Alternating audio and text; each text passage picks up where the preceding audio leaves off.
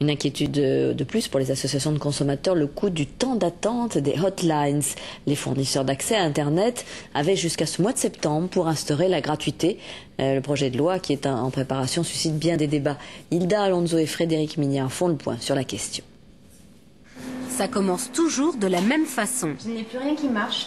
Un écran blanc et plus de tonalité. Le réflexe, appeler la ligne d'assistance de son fournisseur d'accès à Internet. Un secours parfois, un chemin du combattant souvent.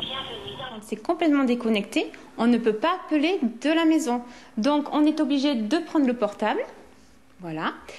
Ça nous coûte quand même des sous. Et après, on a un disque en disant « Veuillez patienter, un opérateur va vous répondre ». À l'autre bout du fil, des centaines de téléconseillers guident les clients mécontents et pressés car la communication leur coûte 34 centimes la minute. Une manne pour les opérateurs qui ont gagné 112 millions d'euros en 2005, dont la moitié grâce au temps d'attente. Pour eux, ne plus facturer cette attente serait un réel manque à gagner. Il faut déployer tout un système technique qui est très compliqué et forcément très coûteux pour faire la différence entre le moment où vous n'êtes plus en train d'écouter la musique et le moment où vous parlez avec un conseiller client. Donc c'est pour ça que je pense qu'il y a quelques freins et pour autant, nous avons choisi la gratuité totale. Et une hotline gratuite coûte plusieurs millions d'euros.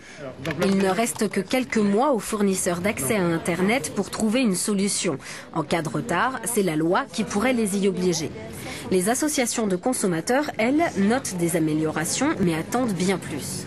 Fin 2006, tout aurait dû être gratuit au niveau des services de communication électronique. Ce n'est pas encore le cas. On espère que ça va être le cas, ça avance. Mais on pourrait dire qu'il faudrait que ça s'étende à tous les services d'après-vente. Pour l'instant, seuls les secteurs d'Internet et de la téléphonie mobile sont visés par le projet de loi qui sera débattu cet automne.